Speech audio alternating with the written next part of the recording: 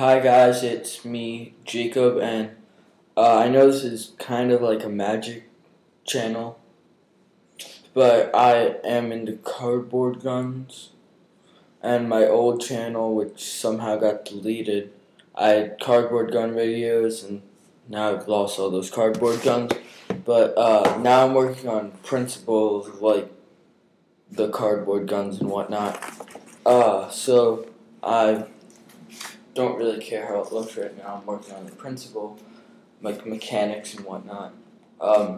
This is a shotgun I made on a cardboard, PVC, and electrical tape, and hot glue and masking tape. Basically the inside. Well, I'll start on the very back and I'll make my way to the very front. This is the butt plate. Sturdy. Right, it does bend a little. I have to put a dab of hot glue right there and right there and right there and right there because it's shaking around a little. Maybe I'll strengthen it on the outside, putting 2 layers of cardboard over each side. I don't know, but it's strong until you start to put too much force on it. And if you put all your force down here, it will bend. Just natural physics. If you get your shoulder up there, it's not going to bend. It's got a layer of cardboard, 3 ribs going this way, a layer of cardboard, 2 ribs, layer of cardboard. So that the issue isn't this isn't strong enough. The issue is this joint here has no support, and it doesn't have any support. So it's got like 1 layer of cardboard there. Other than this. Yeah, it's about an inch thick, a little bit thicker than I want it to be, but I don't really care what it looks like. Work on support. Moving on. The handle. This whole thing this piece of cardboard is different size than this piece. This piece goes from here to the back there. This piece goes from there to the back, so it's not quite as long, but it still works.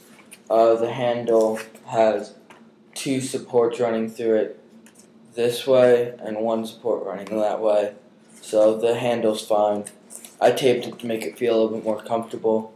The handle has a slight curve, as you can see. That makes it feel a little bit more comfortable, as you can tell.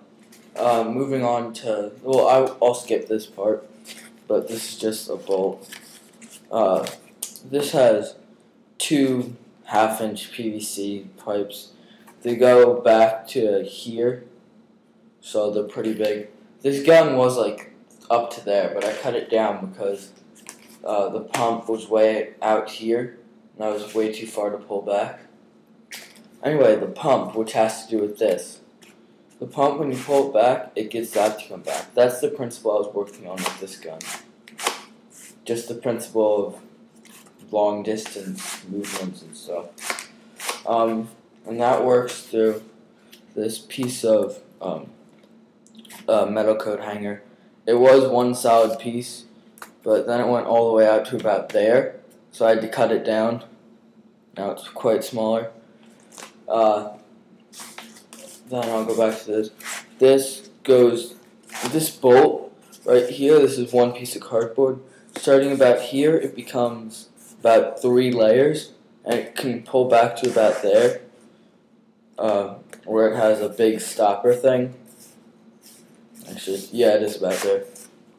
So then, this is the barrel. In the real gun, this would be the barrel, and this would be the one that holds the ammo, I think. Correct me if I'm wrong. I'm pretty sure that's how shotguns work. That's why they have 2 barrels and no clip. Solid. Which I actually like that. It makes it for a more solid gun. The next principle I'm working on, which I've already finished, is in a pistol pullback spring. So be ready for that because I'm making that right now. Oh yeah, and this isn't going to break. It's really strong. I made sure of that after I did the seal and I redid the seal. So, see ya.